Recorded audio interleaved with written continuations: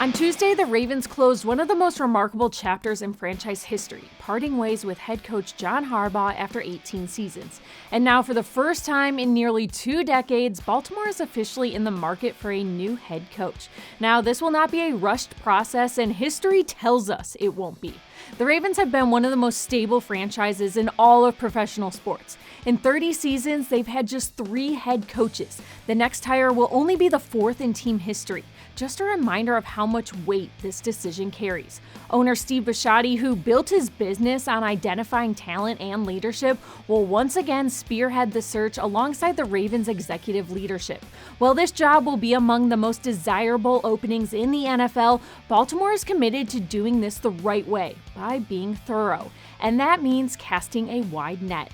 League rules allow the Ravens to begin requesting interviews with candidates whose teams are no longer playing, have first-round buys, or who are currently not employed by a team.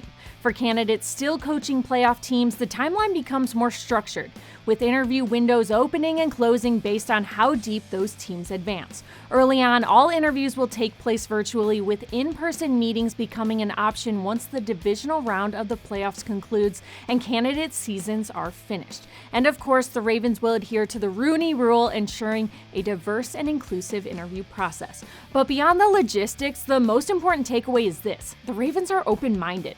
The last time Baltimore conducted a head coaching search, it took nearly 3 weeks.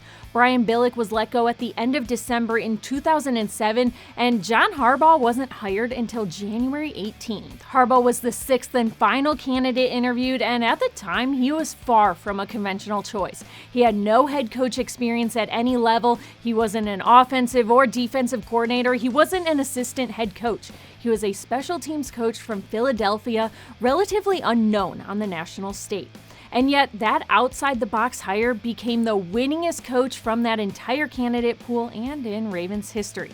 That perspective matters now. As one of the several teams searching for a head coach this offseason, Baltimore understands that the right fit isn't always the obvious one. The process may take time. It may involve unexpected names, but if history has shown us anything, it's that patience and conviction have served this franchise well. For the Ravens, this search isn't about finding the fastest answer, it's about finding the right one. That's it for me today. I'll see you again tomorrow.